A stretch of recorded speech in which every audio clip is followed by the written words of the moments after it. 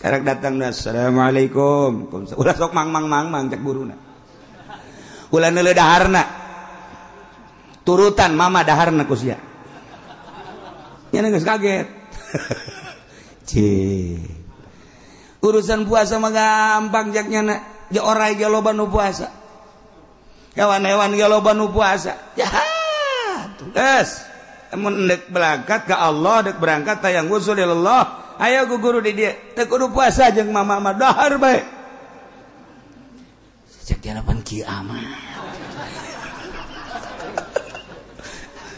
Cek kira teu jadilah, geus jahat eta. Encan ge ngomong aya teh jadi mah geus indit. Ih, pada kanyahoan bae. Aing moal geus indit teu kudu mama moal maksakeun. Balik deui ka ditu ka sok puasa. Emang di jero hatena deuk balik deui ka nu puasa. Balik deh nyana kanu puasa ka ditu teh. Nya di jalan ge geus puyeng we nya ji. Pan tapi pan nyana nyahueun bae nya cek nyana. Ieu aing deuk balik deui nyahueun cek nyana. Nah, ieu si kumaha mang aing mang balik deui datang da kanu puasa bae. Datang ka ditu pan teu jadi atuh guguruna ka ditu. Ka ditu deui balik deui ka ditu. Cak gurun sok puasa teh. Ulah ka dieu. Ayo ka balik deui ka ditu. Sebab siapa wusulna bakal di ditu lain di dia. Ulah di dia. Siapa ngan nurutan puasana doang, ibadah nu lain mah teu diturutan. Jeuh, aing ka ditu dicarekan ka ditu dicarekan. Wah, sakena ieu teu beres si kos ge. Nyana geus terngiang-ngiang Syekh Junaid balik deui ka ditu ka kiai anu sok dahar bae teh. Datang ka hareup, datang ka jeung geus kieu bae kiaina. Ayo sia geura ka dieu.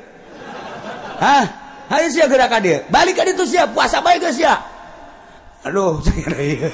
Itrati wa bi'al ibadamu takidi minum usara wa minum duriju bidamin makana hadza jazai nasatu lakum an tukhlifuni bisuin fi dhawi rahimi wa antasumu khairul lakum puasa maraneh kabeh leuwih bagus ka maraneh kabeh in kuntum ta'lamun mun maneh nyaho.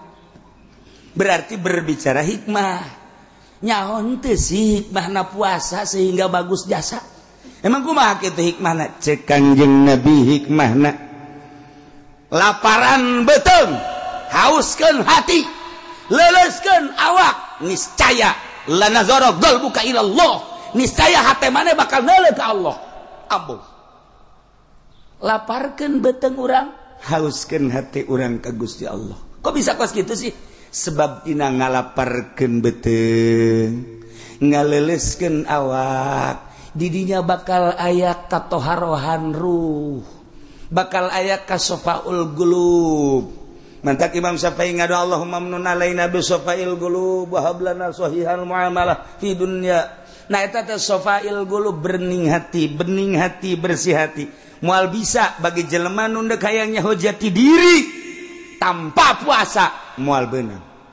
Puasa kelehkeun beuteung urang tina kadaharan, ngajauhan watak hewan-hewan, leleskeun awak urang ku sebab urang lapar awak jadi leles. Seakan-akan urang keur menyiksa awak urang, siksa awak urang ku urang, beuteung laparan ku urang, kemudian hate horenganan jadi bersih. Teu karasa ku urang teh hate teh jadi bersih aneh, ruh jadi suci. Taharatir ruh wa safail qulub. Nazara qalbuk ila Allah, ya Allah. Hate bakal neuleuh ka Allah. Wa antasumu khairul lakum. Puasa leuwih bagus ka aranjeun kabeh in kuntum ta'lamun mun maneh nyaho. Sebab naon? Dina ayat nu itu nage la'allakum tattaqun. Menawa anjeun takwa. Artina kunaon? Puasa eta supaya jadi takwa. Takwa teh naon? Nganyahokeun diri urang bahwa diri urang hamba sieun ka Allah. Maka urang nuturkeun aturan Allah. Bakal akur puasa manu sugih jeung nu susah. Nu sugih puasa mah teu dahar teu nginum teu jima, nu susah ge teu dahar teu nginum teu jima. Sugan aya perbedaan, jang nu susah mah ti isuk-isuk ti subuh datang ka magrib, jang nu sugih mah salantaran loba duit datang ka lohor bae jang teu. Akur. Wa anta subuh khairul lakum in kuntum ta'lamun. Akur bae nu sugih jeung nu susah. Nomor kahiji. Nomor kedua, bakal nimbulkeun talattuf wa tarahum. Sebab naon? Hate geus bening. Ketika orang sapoe dua poe ngarasakeun lapar, awak leles, hate beuki caang,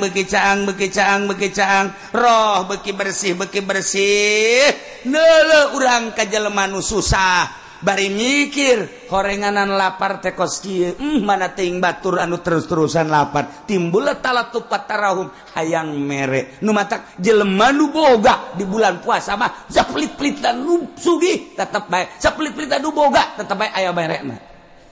Aya bae merena di bulan puasa mah. Sebab naon? Hatena keur diurus ku Allah. Teh betengna kurang di laparan awak leles mulai hate nyai-nyayan neuleuh ka Allah. Adapun neuleuhna ka Allah nisbi kumaha kekuatan diri urang. Urang lamun ditanya siapa puasa dahar atuh embung kurang sieun ka Allah besi disiksa ku Allah eta kan keur neuleuh ka Allah melalui syariat. Jelema ngelempre bae sia geus teu boga duit bae atuh dahar embung aing. Atuh dahar bae duit aya naon aya beulieun loba teh aya aing mah teu kajenkeun teu berarti duit di bulan Ramadan mah. Kunaon emang sieun ka Allah eta qalbuna beunta. Teu nu sugih teu nu susah. Kumaha sia kunaon lapar non kitu ngaranna nyang heui bae. Lapar emang kunaon puasa. Atuh meuli bae teu boga duit pantes atuh sia mah. Teu boga duit ieu. Nu teu boga duit tetep bae. Berarti di dieu aya naon ieu? Aya nimbulkeun kaistimewaan jiwa urang sehingga urang tertata rapih. Jam kurang dideleukeun bae. Deuleu uluh kakarak jam 4 2 jam deui. Geus dihitungan bae. Neuleuh deui jam 5 sajam deui. Waduh setengah jam di gelas geus dikiekeun bae gelas. Sia naon setengah jam deui diambean. Aing ngambean mah geus seger sagena. Suara jasa. Eta teh lain lalagata. Jadi urang teh dididik, disiplin, nu sugih nu susah tersiplin ku ayana bulan puasa. Wa anta sumu khairul lakum. In kuntum ta'lamun mun maneh nyaho sehingga orang terdidik tersiplin nu sugih nu susah tetep bae bareng bae bukaan. Masyaallah karim. Nu paling istimewa la'allakum takun. Ieu teh nimbulkeun pengabdian nu sejati ka Gusti Allah. Mentak didinya terbagi engke bakalna puasa. Hiji aya puasa awam.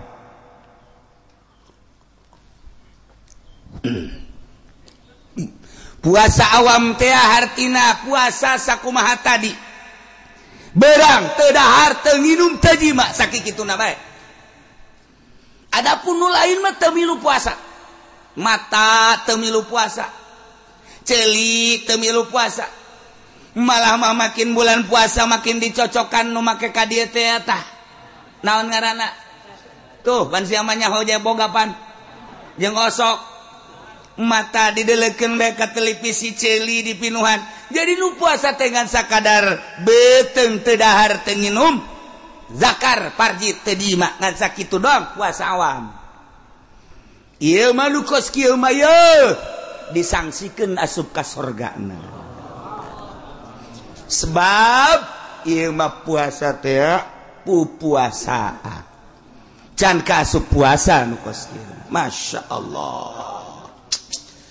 Okos nu munggah haji lolobana macan jara di haji. Sebab urang munggah haji teh ngan sakadar deuk neuleuh Baitullah doang, muteran Baitullah. Henteu nyahoeun makna daripada Baitullah. Baitullah teh di dinya teh bait Allah, rumah Allah. Urang teh kerja di tamu Allah.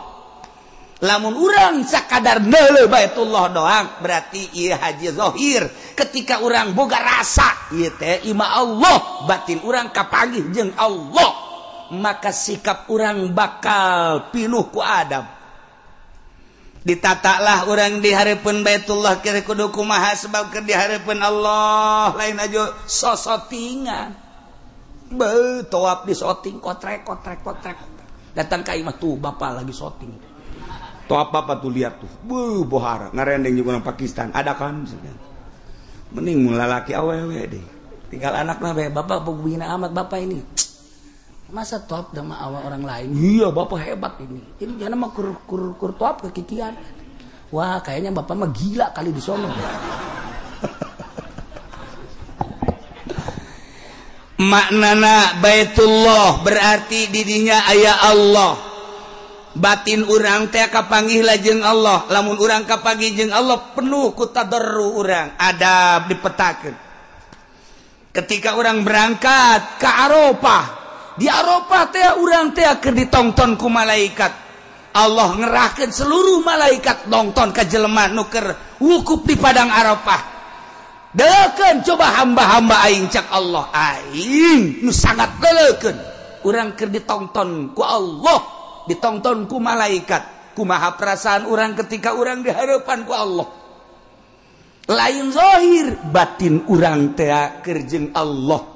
Kitu keneh ketika orang di Muzdalifah. Di Muzdalifah teh mulung batu.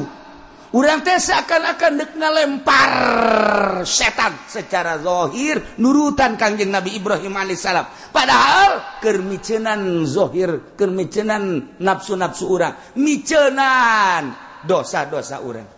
Satu batu piceun ku urang, nafsu urang.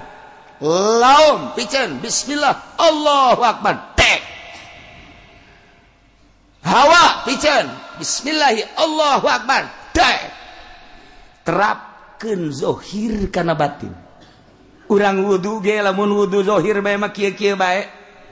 Tapi lamun dibarengan ku batin, zahir urang wudu, batin urang wudu. Zahir urang kakemu, batin urang kakemu. Zahir urang teh ka irung, batin urang ka irung. Zahir urang ka beungeut, batin urang ka beungeut. Zahir urang ka leungeut. Jadi ketika urang beres wudu, zahiron wa batinan, engkena bakal sieup ka deuleuna. Itu kene salat zahir kos urang, salat batin nu mantak tanha anil fahsya'i wal munkar. Salat eta nyegah tina fahsya jeung munkar. Tapi kuari mah kan salat mah salat fahsya jeung munkarna henteu kacegah, berarti can salat. Encan salat lamun ki haji salat tapi ngridit keneh encan salat hakikatna mah. Sebab teu tanha anil fahsya wal munkar. Namun ki haji salat tapi masih keneh ngagulingkeun, ngagunakeun duit bank, encan salat kajen kumaha ge. Sebab bunnya bener-bener salat tanha anil fahsya wal munkar. Dan selanjutnya ialah orang kakarak datang ke zahir sehingga dibuktieunan kuari boro-boro pamarentah urang ge kos kieu keneh. Endeu kira urang datang ka paeh teu ngurusan batin. Terus-terusan urang mah ngurusan nini bengking bae teh tadi ge. Silaturahmi ngudag nini dagang ngudag nini ngameteran sawah ngameteran nini ngaji urang mah hayang kapanggih jeung nini. Atau seserian ini nyagincuna gede jasa ngacai dari tani nina.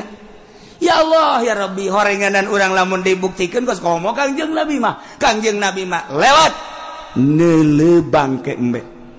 Cek Kangjeng Nabi naon eta bangke embe nu bogana resepen teu kabage iya tuh teu urang mun dibere daek teh hayang dunia eta kos bangke embe nu bogana ge mbueun teh ka bangke. Urang kuari lamun ngudag-ngudag dunia berarti urang ngudag-ngudag bangke. Urang lamun teu dikitu-kitu moal jadi norikoh. Urang mau norikoh teh boh justru hayang dunia. Kabeja ku batur torikot boh murid dikumpulkeun sia nu sugihnya ye. Ayeuna sumbang atuh mama ieu. Insyaallah. Yen tarekat teh paruguh kuari mah. Tarekat teh miceunan dunia nafsu jeung setan, endahan ngagugulung nafsu jeung setan. Ngajilah nu mantak urang batin wa antasumu khairul lakum in kuntum lamun mun manehnya bahwa puasa eta leuwih bagus lantaran naon lantaran puasa teh endek nempokeun batin urang ka Gusti Allah. Nu mantak Syekh Junaidil Baghdadi neangan guru datang ka ieu lain datang ka ieu lain datang ka ieu lain datang ka ieu lain plak aya kapanggih guruna wah ieu barang kunyana ditaliti teu buka-buka puasana terus bae geus 20 tahun teu buka-buka puasa buka teh ngan sakadar lebaran tasrek lebaran tasrek lebaran tasrek cek Imam Junaidil Baghdadi iya nu kaing kudu di guruan mah nyana asup ka dinya ngaguru terima biasa norekat beres tamat tidinya hayang puas boga guru neangan deui guru torekat teu kapanggih aya jelema masyhur jasa saat eta pohara jasa muridna ge ribuan kamasuranana pohara jeung kacaritakeun ku batur teh jada teh ahli Allah diintip kunyana teu pernah puasa dahar bae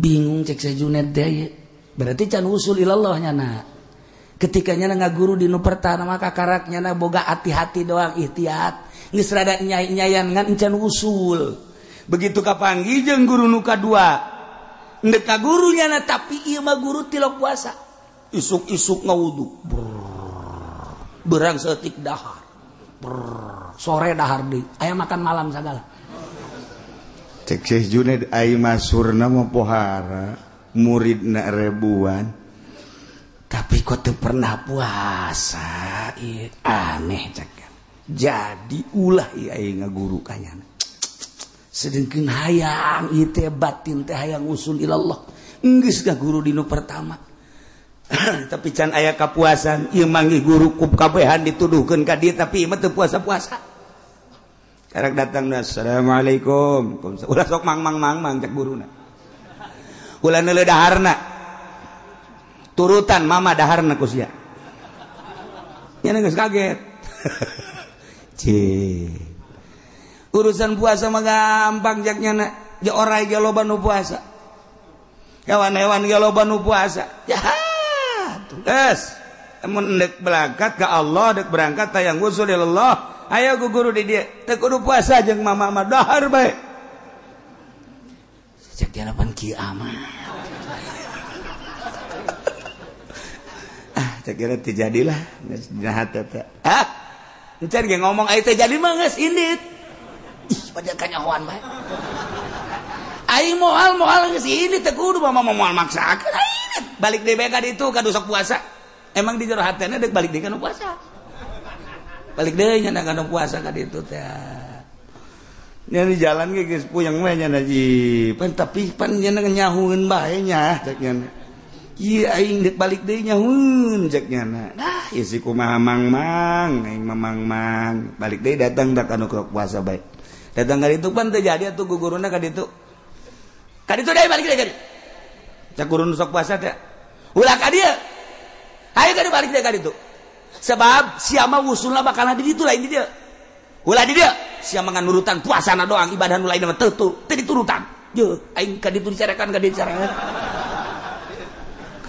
wah jakena ieu teu beres ya kos ge ayo ka ditu nyet ulah di dia siapa ngan saukur nurutan puasana doang lain ka Allah siapa nurutan teh ka makhluk teu jadi ka mah kos kitu mah ibadah Allah nyana geus terngiang-ngiang Syekh Junaid balik deui ka ditu ka kiai anu sok dahar bae teh datang ka hareup datang ka jeung geus kieu bae kiaina aya sia geura ka dieu aya sia geura ka dieu balik ka ditu sia puasa bae geus sia aduh teu beres ieu urusan ieu langsung ada sujud da hampura bawa ieu neuk dihideung neuk dibeureum ku mama mah bae pokona kula mah neuk ku guru bae kageus ka mama di dieu mah dahar bae kajeun nah sebodoh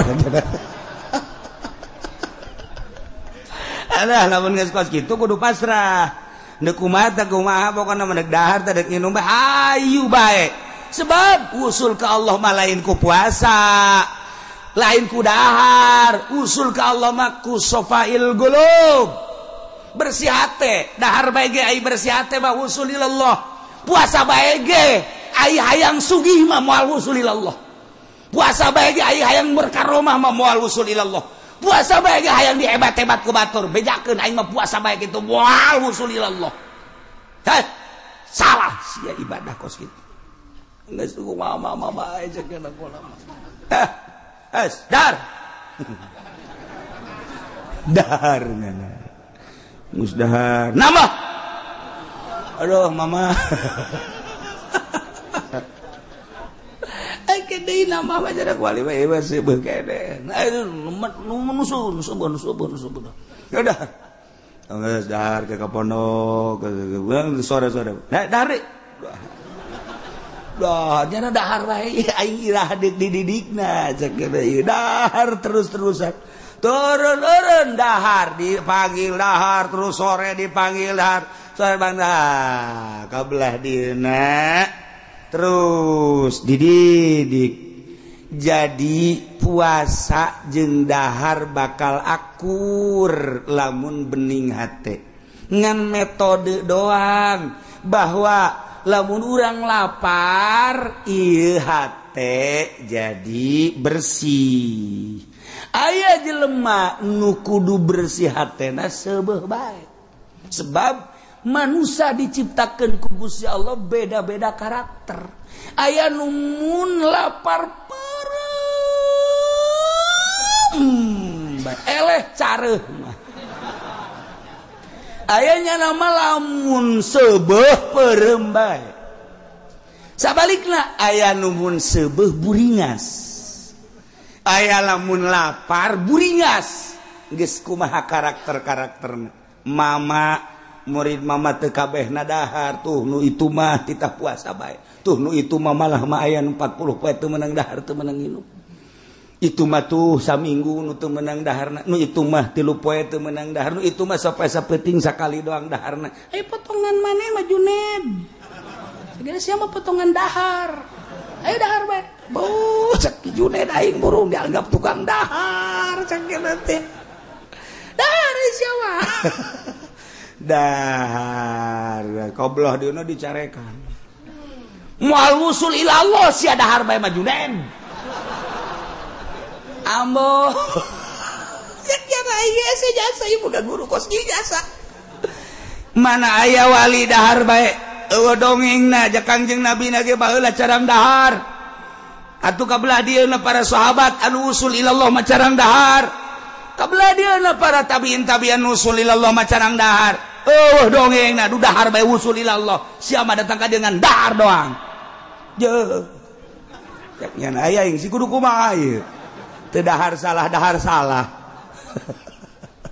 korenganan kos kitulah guru mursyid mah maksudna dahar jeung teu dahar teh ka Allah bae puasa ulah hayang naon imam mun ditanya sia geus puasa naon hizib eta salah moal wusul ilallah sia geus naon ieu puasa naon aing puasaan hikmat geus 3 tahun abeh tamu loba ambalayah neraka jahanam eta sia geus naon ieu puasa abeh naon dagang abeh laku puasa teu beres eta lah puasa fikih puasa zahir puasa batin mah Allah hiji be kulantaran diparentahna ku Allah puasa teh cak guru Ki Juned Allah nitah ngan Ramadan doang puasa salian Ramadan mah teu dititah ku Gusti Allah adapun puasa-puasa nu lain tah manang Kangjeng Nabi in kuntum tuhibbunallah fattabi'uni yuhibbukumullah ndak dituturkeun atuh mangga Kangjeng Nabi ndak teu bae langsung ka Allah mangga nu pusatna mah puasa mah Ramadan doang Allah tah nu nitah hiji saja nama Kangjeng Nabi matak sian dek puasa ka Allah dek teu puasa ka Allah ulah nurutan guru ieu mah daharna ja guru aing ge dahar bae beresna sia kajen kuku Allah ulah sok nurutan manusia ibadah satungtung nurutan manusia eta mah ngaranna ibadah zahir ibadah batin mah hiji bae Allah sia kajen guru ka mana Juned lamun satungtung nurutan manusia bae moal wusul ilallah hiji bae Allah puasa cak Allah teu puasa cak Allah kukumaha ge cak Allah bae ge geura tereh geura ge tereh ge hayo dipetakeun Syekh Junaid teh anggap maneh teh keur ka Mekah Junaid lamun ka Mekah teh kan kudu make pakaian ihram begitu datang ka Baitullah teh maneh teh kudu tawaf di dinya teh kan jadi tamu Allah ulah jadi tamu Arab tidinya maneh sa'i ka Allah karak cukur selesai tahallul ya awak maneh teh Masjidil Haram Junaid tah qalbu teh eta teh Baitullah puterkeun ruh maneh di Baitullah jadikeun roh maneh tamu Allah di diri maneh ieu teh kabeh diciptakeun jangka Allah Junaid sok lamun urang deuk ka Mekah mah jadi tamu Allah teh kudu make visa kudu make kendaraan ka ditu kudu make paspor kudu make biaya tapi maneh mah hayang jadi tamu Allah sapoe sapeting bisa 600 bisa 360 kali kapanggih jeung Allah maneh jadi tamu Allah sapoe sapeting 360 kali kapanggih jeung Allah asal bisa sok berem sidakep cekel hate cekel golbu sok rasakan bahwa di diri maneh teh di jero aya Baitullahan wa tahhir baiti lil taifina wal akifina sok bersihkeun ku maneh hate maneh ulah aya nu narangtung di jero hate tahhir baitia qalbu sucikeun li taifin wal akifin war ruk'is sujud ulah aya duniaan ulah aya makhlukan ulah aya nafsuan bersihan toapkeun roh maneh di dinya moal kebal kapanggih maneh jeung Gusti Allah kira-kira teu kudu puasa dek puasa mangga dek dahar mangga beda horeng perjalanan batin mah urang mun kuari nyaritakeun puasa nu tadi puasa parentah Allah Ramadan melalui fikih tadi teh puasa umum kuari urang naik ka puasa khusus ilukeun raga urang puasa lamun tadi teu dahar teu nginum teu jima kuari raga urang pilukeun puasa puasakeun mata puasakeun ceuli puasakeun irung puasakeun sungut puasakeun leungeun puasakeun dubur kubul jeung suku sok milukeun puasa ulah sadeuleu-deuleuna ulah sadenge-dengena ulah saambe-ambeuna ulah salempang-lempangna ulah sacekel-cekelna sakumaha Allah ngainstruksikeun puasa puasakeun raga urang ieulah puasa khusus puasa para sholihin urang lamun geus datang kadinya bakal ngeunaheun karasana ku urang gerege puasa tah siapkeun ti kuari jang dapur abeh ulah kaganggu urang mana kade panggil ku urang pamajikan lamun urang mama sini sini duduk sini lamun urang lembur mah nyai kade nyai diuk di naon aki nyai jeung aki ieu deuk bulan puasa kakak yang tentrem ibadah tah ieu mah urusan dapur pakaian budak dirinya kabeh tah geus disadiakeun 50 jutanya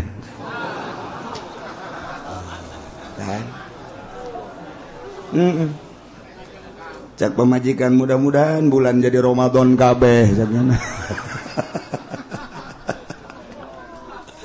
kada ada 50 juta waktu tah 20 juta geus ulah ngagagu-ngagu besi kakak mah itikaf teh besi kakak mah maca Quran teh besi kakak mah kumaha kakak bae tah geus disadiakeun ulah aya naon-naon heuh Kak kan ngeunah tah atawa 10 juta tah kayak gampang kurang mah aya kongkorong kana jual habek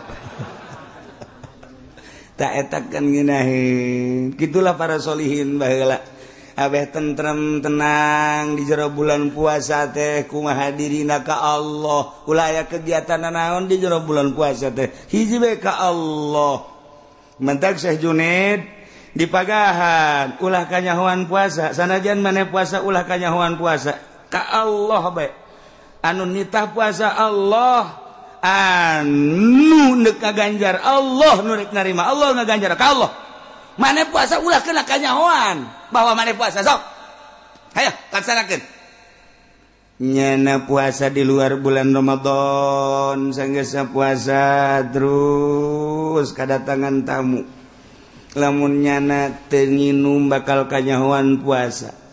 Supaya ulah kanyahoan puasa nginum. Puasa wali bakos gitu. Lamun eueuh tamu poe eta atawa aya tamu ge lah nu kira-kira ngan sakur-sakudak sakedeng sautak saeutik-sautik nu nyana moal nyangkeun bahwa nyana puasa atuh teu buka.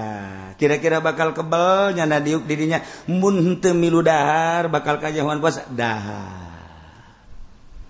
Teu kanyahoan sababaraha taun ge tak Ki Junaidil Baghdadi teh puasa atawa henteu na ku jelema jelema teu kanyahoan. Urang mah pan lain urang mah. Datang tamu, dar. Emang aja tidak lagi puasa saya. Aduh, sedikit lagi nih, aduh.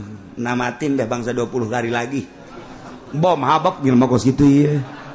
Ye, tawa lain udah gajaran kos gitu teh. Ieu carita ka jero ieu mah.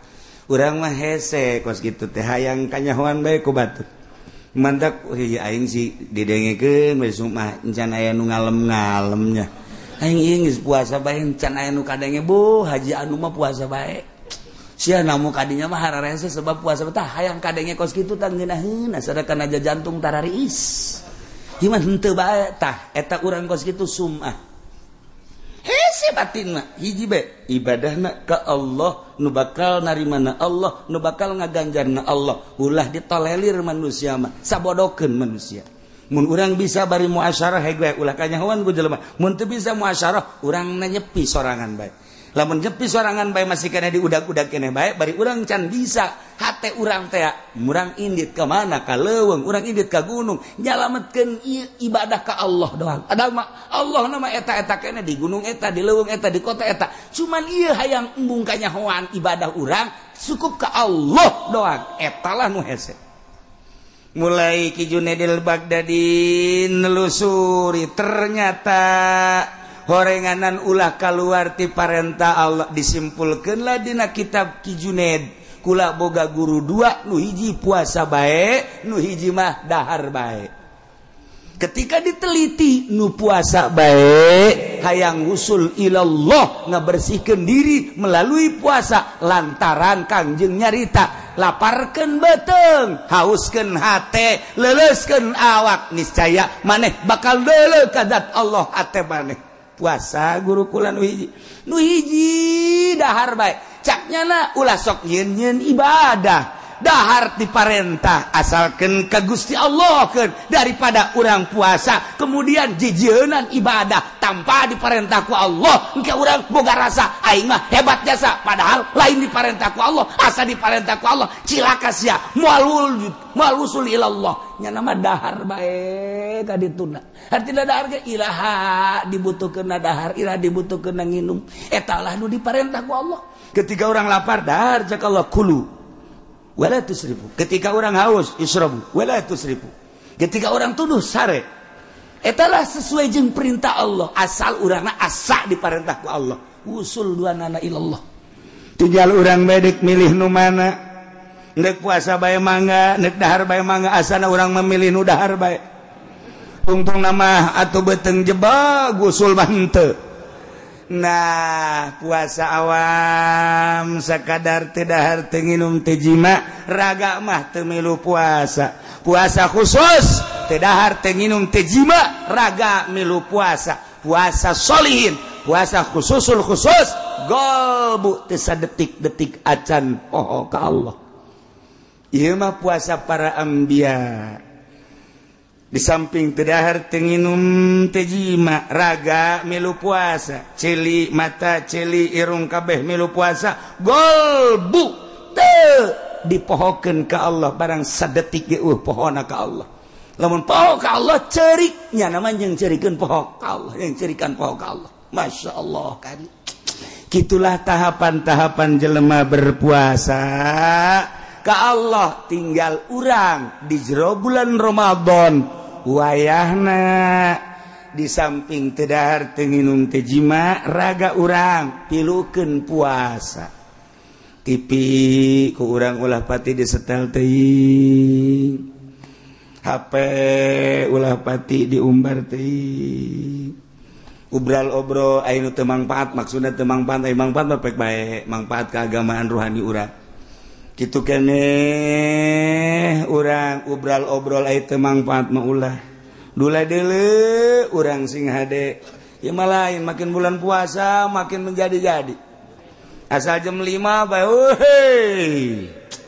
iyalah neangan burit caknya nama burit di teangan datang meureun padahal mah teu di teangannya datang bae geus mending di imah urang maca Quran tahun kamari mah urangan bisa namatkan sekali coba tahun ieu mah yang 3 kali lah berarti 10 poe sekali 22 kali 30 kali ge kurang diplot eta ge saeutik teuing lamun nyaritakeun para wali Allah mah beurang sakali peuting sakali tamat Quran teh berarti lamun 30 poe teh 60 kali tamat mantep jas urangan bisa dongengna doang kuari ge Qur'anna di mana karanya jangan kanyawan ya Quran ya leungit Quran Masya Allah karim itulah para jamaah kaum muslimin wal muslimat rahimakumullah jadi ayat kitu puasa instruksi tadi ya ayyuhalladzina amanu kutiba alaikumusiyam etalah bag-baganana fikih aya urusanana hikmah wa antasumu khairul lakum in kuntum ta'lamun ialah dipakai ku ahli-ahli thariqah ahli-ahli tasawuf di luar bulan Ramadan ge mun maneh nyaho horeng puasa teh istimewa sebab naon ngabersihan galbu nyucikeun rohani sehingga urang bisa neuleuh ka Gusti Allah hikmahna nu paling istimewa la'allakum tattaqun berarti urang kapanggih jeung jati diri urang yakni urang bisa mengabdikan diri sebagai hamba anu sejati ku ayana puasa mudah-mudahan urang kabehan dibere kuat dibere tabah dibere ngeunaheun puasana tinggal tanggal hijina iraha kiai alhamdulillah anu ngitung saantero dararatang ngitung-ngitung melalui hisab qot'i termasuk epimeris termasuk hitungan jenis ialah loba ternyata kukula geus ditelaah akur kabeh jeung perhitungan kula alhamdulillah tina sekian anu ngitung ieu hasilna tahun ieu insyaallah urang puasa bakal bareng sebab derajatna gedena luar biasa hadhil harakah li amalil hisab li ma'rifati awal syahri ramadan sana 1436 hijriah hasilna luar biasa aya nu ngiriman 5 di Jawa hiji kemudian di daerah urang dan di kulon na ieu ngakurkeun hisab akur kabeh jadi keterangan geus teu kudu dicaritakeun sebab ieu mah gede jasa darajahna akur kabeh ieu mah jadi darajahna ieu malam Kemis 10 derajat 30 detik Masya Allah mentak ieu mah geus bisa kadeuleu langsung ku urang kieu bae geus. Urang nuleukeun ka kulon bae geus bae teu kadeuleu ge tuh bulan geus kitu bae geus pokona. Jadi lamun dicaritakeun panjang sebab ieu akur kabeh hitungan-hitungan. Nya itu Selasa legi 16 Juni 2015 pukul 20.41 kabeh lamun dicaritakeun timimiti Rabu kemudian Kamis na ieu mah geus bae malam Kamis deuleu ka kulon 10 darjat 33 detik jadi luhur bulan jeung gede insyaallah lamun cek ahli falak cek guru kula di Cipanas kitu papih kitu keneh Kubang lamun urang ngitung 10 derajat menang 10 derajat eta bakal 10 tahun bakal bareng bae puasa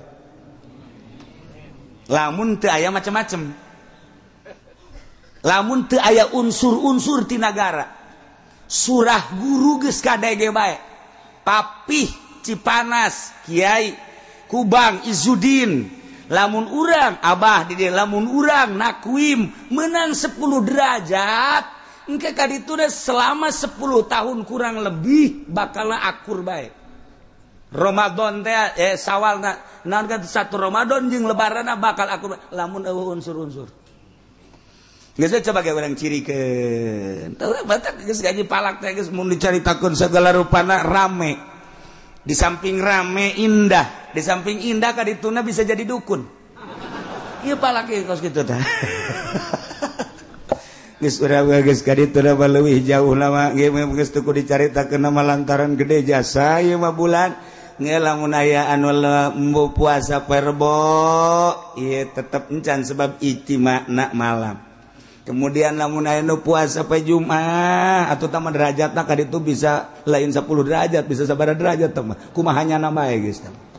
Nah tinggal lebarana urang Jumat 4 derajat leuwih jadi urang puasa poe Kemis Jumat Sabtu Minggu Senin Salasa Rebo Kemis Jumat lebaran berarti urang puasa sabaraha poe 29 poe lamun urang nyaritakeun tentang falak kelas nasional Indonesia atawa kelas internasional nu diceklan ku negara ru'yat tapi berpatokan hisab selalu kitu bae nu diceklan ru'yat nu jadi patokan hisab moal bisa ru'yat tanpa hisab lamun urang nyaritakeun tentang hisab Baghdad di Baghdad nu jadi patokan tetap hisab bae kajen kumaha ge sebab naon sebab ru'yat hese hanya orang-orang tertentu keputusan negara tetap ru'yat tetapi tetap nu main hisab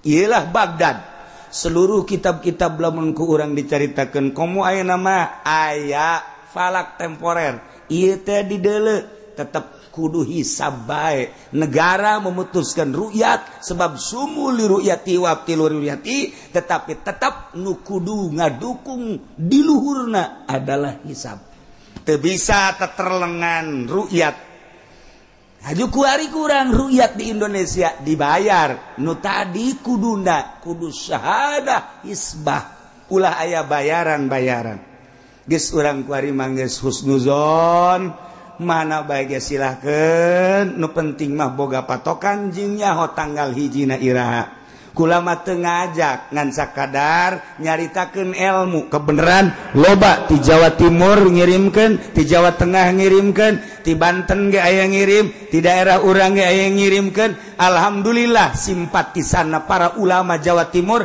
Jawa Tengah terhadap di dieu sehingga nyana hayang babarengan make Sulamun Nairen sakadar nyaritakeun hasil Sulamun Nairen Jawa Timur Jawa Tengah Banten termasuk kula jeung aya babaraha murid kula nu ngitung sarua 10 derajat. Nah, gitulah ieu mah sakadar nyaritakeun.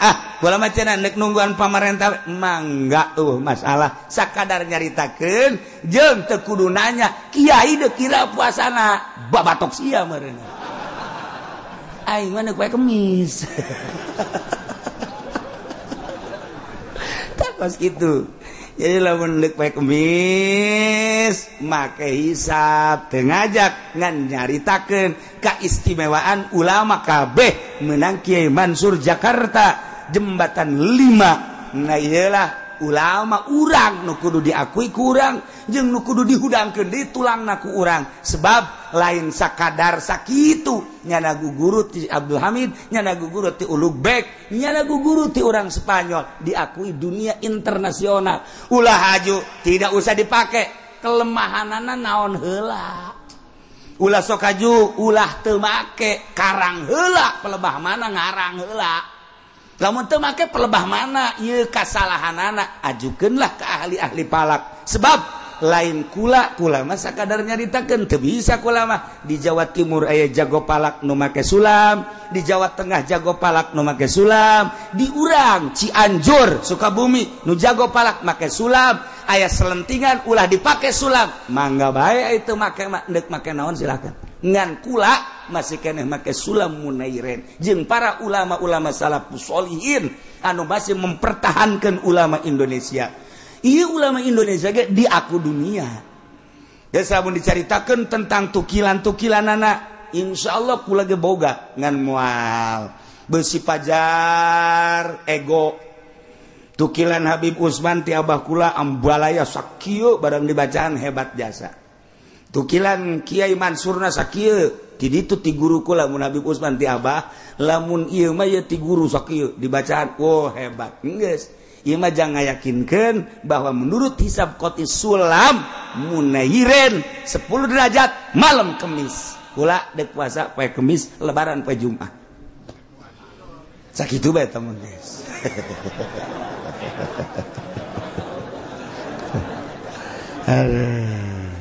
Tuh loba jasa. Tah ieu mah nomor kahiji ala kadar dicaritakeun tentang puasa besi poho doang. Padahal mah geus nyaraho. Nomor kaduana nu penting nama tanggal hiji Ramadan. Alhamdulillah geus dicaritakeun poe Kemis. Bahkan lebarana poe Jumat urang puasa 29 hari. Kemudian selanjutnya salila urang ngaji kula mah sompral jeung sogol tapi eueuh maksudna naon. Iwal tidurutan guru-guru urang Tuan Syekh lamun keur nyarita aya kasogolan abah kula aya naon maksudna ngaremukeun hate endek dirapihan deui hate kabeneran kasinggung nyanana bener-bener nutup hate salila ieu alhamdulillah eueuh nu kasinggung aya ge 1 2 3 4 5 6 7 8 aya nu ngomong kieu aing mah moal waka ngaji ka Cilongok cek nyana teh ditanya ku batu emang kunaon nyana mah nyinggungan bae bang sedengkeun aing make duit bang aing mah panjieun perumahan make bang aing moal waka ka Cilongok satungtung aing make duit bang aju bebeja ka kula atuh saha nu ngundang deui na aing mah henteu ngitah henteu ngundang teu jeung aing mah teu perlu ka sia atuh perlu ngadengikeun aing los teu perlu atuh oh masalah ka di akhirat ge masing-masing bae aing ka surga atuh sia-sia cenah cuma sok aju mantep sok aju yakin ka surga atuh aing teu yakin ka surga mah kumaha ngajakna aing teh yakin jasa bakal ka surga boh cenah so amat aing di hareupeun sia mah aing sok-sok mun di hareupeun Allah aing teu ieu mah keur carita kasogolan kula masalah eueuh nu dituju hiji-hiji jelema ngan sakadar yu urang babarengan mengenal Allah melalui syariat, mengenal Allah melalui thariqah, kadaanan urang mengenal Allah datang ka hakikatna. Salila sataun dina pangajian tentu kasogolan kula karasa na iyalah hampurakeun kula jeung kula insyaallah ngahampuran. Kahiji nomor kaduana bisi aya kasalahan-kasalahan naon kula hampura jeung jamaah kabeh teu kudu menta hampura ku kula geus dihampura. Berarti tingkah ucap jeung pagawean bisi aya salah kula jeung bapak-bapak ibu-ibu kabehan ulah aya naon urang silih hampurakeun. Urang kuari babarengan mudah-mudahan ke di akhirat ge babarengan dia. Kemudian urang kitu menghadapi bulan suci Ramadan urang babarengan puasa selalu ingat ke Allah Subhanahu wa ta'ala hampura segala rupa kerabat-kerabat nu aya di pondok pesantren boh kula sakeluarga kitu keneh sae kaya aya nu aya di pondok pesantren adik-adik kula kabeh kula aya naon-naon nya jadi urang kuari terakhir pengajian untuk di tahun ieu mudah-mudahan ke urang kapanggih deui di bulan Syawal kabeneran aya haul abah nu kabeneran aya waktu dina haul abah urang lebaran poe Jumat kemudian Sabtu orang nyawalan Sabtu Minggu Senin Selasa Rabu Kemis Jumat Sabtu tah orang malam Minggu malam 9 jadi Jumat Sabtu Minggu malam 10 berarti malam Sabtu malam Sabtu malam 9 orang hawal Abah lamun nu aya waktu keur teu ka mamana urang babarengan zikir anu aya waktu anu teu aya waktu masalah tah sakitu bae nya urang silih hampurakeun zahiron wa batinan urang babarengan puasa.